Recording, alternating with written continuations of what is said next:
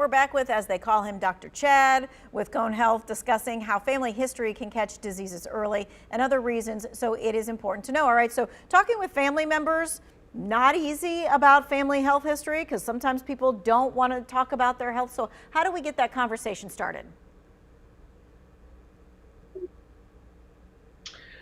Sometimes it's good to maybe just talk about the conditions that you have, and then maybe you might want to ask, has anyone in the family ever had anything similar? Like you could say, oh, I was diagnosed with so-and-so, if you're comfortable talking about it, and see if there's anyone else in the family that's had anything similar.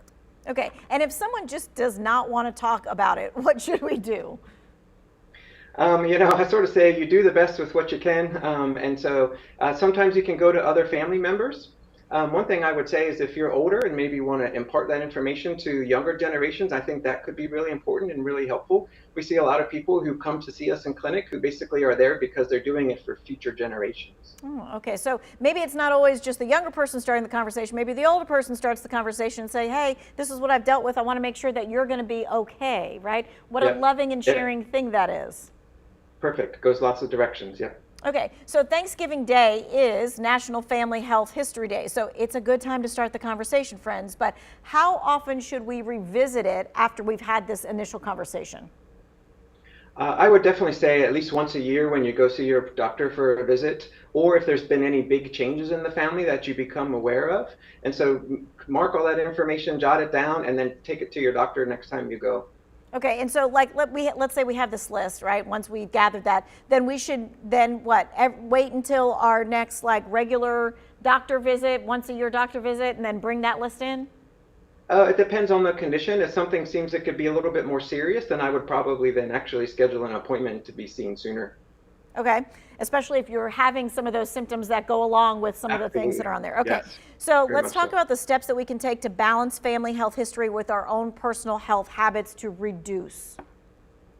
Yeah, so most conditions are due to a combination of our genes and our environment, and that means like the things that we do, our habits, right? So generally, if you get good sleep, you eat mostly unprocessed foods, you have some movement in your day, you have good relationships, and you try and manage stress. If you can do those things, I mean, it sounds like a tall order, I understand, but if you can do those things, that's actually, I mean, you can actually make most conditions kind of almost disappear. And that includes cancer, that includes heart disease, that includes dementia, that includes obesity. So a lot of things can actually be improved by just doing those things.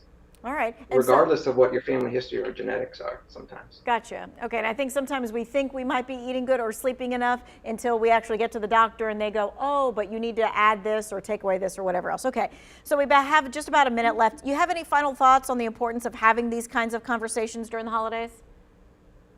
I think it's okay not to push it. I think if you want to get some information and you try it at the Thanksgiving table and you're not getting it, it's okay to try later. Maybe just follow up with an individual person later. That might be one way to try and get some information. But also, again, I think it's really important to just remember that your genes are not the only thing. It turns out that you can do a lot of things in your lifestyle that can really improve any of the genetic things that run in your family. So the family history doesn't mean, it's not like a end all be all of everything. It turns out you can do a lot of lifestyle habits that are really good for you, and that can make a lot of your kind of family history concerns really go away. Yeah, there is hope. Do not throw in the towel just because that's what's there. Okay. Yeah, for sure. We appreciate your time and your expertise. If you missed any of this, maybe you need to show someone in your family this interview. It's going to be in the To Your Well-Being section of our website. We're going to take a quick break and check in on the forecast.